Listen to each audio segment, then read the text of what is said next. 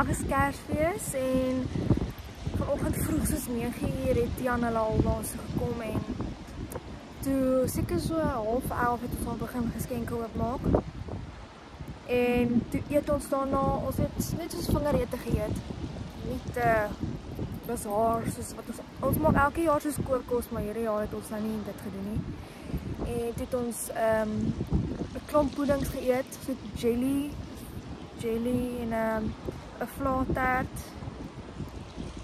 Wat nog, en cupcakes wat my tannie gemaak het. En toe was ons almal so versadig geëet, toe het ons net 'n bietjie op die bank gesit en gesels oor Kersfees tradisies wat my ouma gehad het en my tannie en goeters.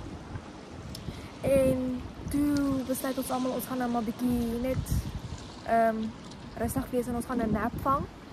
En langs toe die kort toe word ek eers so 5:30 wakker en toe besluit ons gaan ry. En nou is ons by die see. So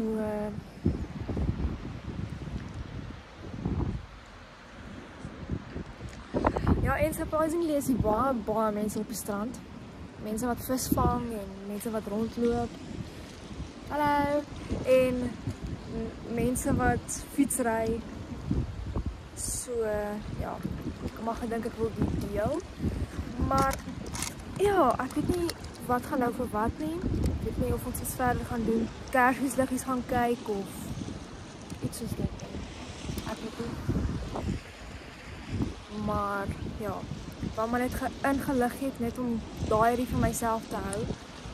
En ja, so voorspoedige nuwe jaar en Kersfees vir almal van julle wat my video's kyk. Ek weet nie regtig of mense is nie, maar as daar mense is, dankie. Ek appreciate julle baie. En ja, geseënde Kersfees en voorspoedige nuwe jaar.